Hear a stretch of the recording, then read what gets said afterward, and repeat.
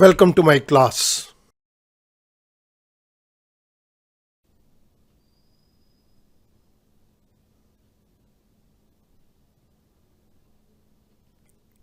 The Indian Contract Act 1872, Quasi Contracts, A Case of Cow and Calf. इस particular video lecture के अंदर मैं quasi contract से related एक काउ और कॉफ के केस को टेकअप करूंगा and this is lecture number 91. Let's move on to the case of cow and calf. एक जंगल के अंदर एक गाय चलती हुई आ रही है. ऐसा लगता है कि ये अपने मालिक से बिछुड़ गई है.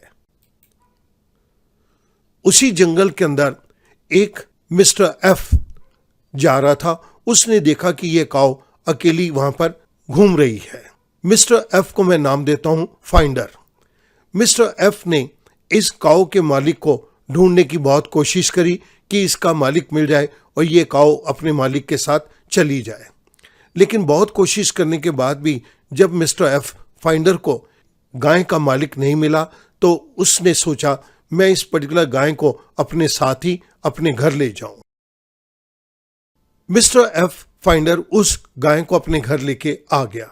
यहां पर मैंने फाइंडर को नाम दे दिया मिस्टर एफ और उसने इस गाय को चारा पानी देना शुरू कर दिया सो दैट ये काऊ जिंदा रह सके.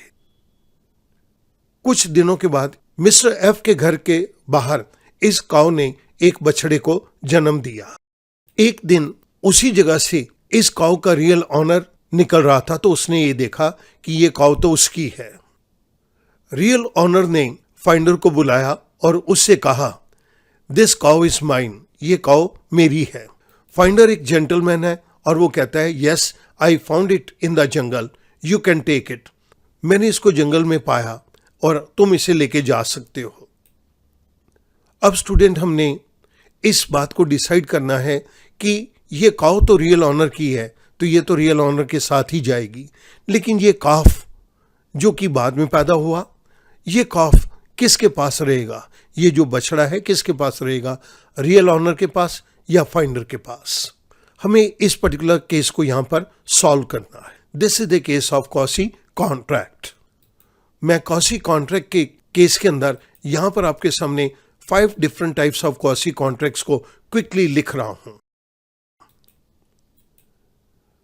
Fourth point is the responsibility of A finder of goods, section 71.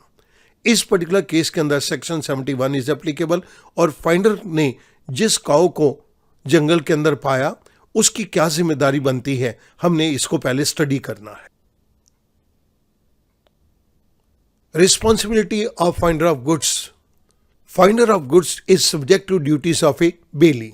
हमारे केस के अंदर जो काऊ का फाइंडर है उसकी ड्यूटी उसी प्रकार से होगी जो ड्यूटीज एक बेली की होती हैं. It means finder becomes the bailee and the real owner becomes the bailor. This is the case of implied bailment.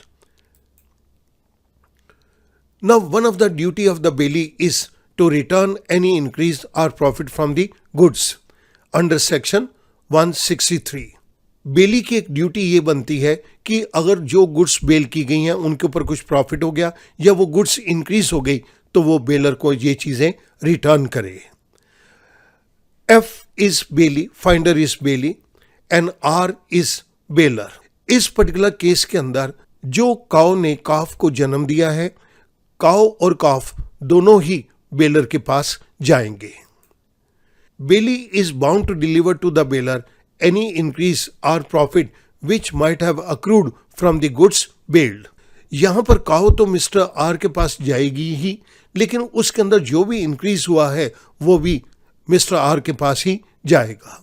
So one of the duty of bailey is to return any increase or profit from the goods. इस particular case के अंदर काऊ और calf दोनों ही real honour के पास दी जाएंगी.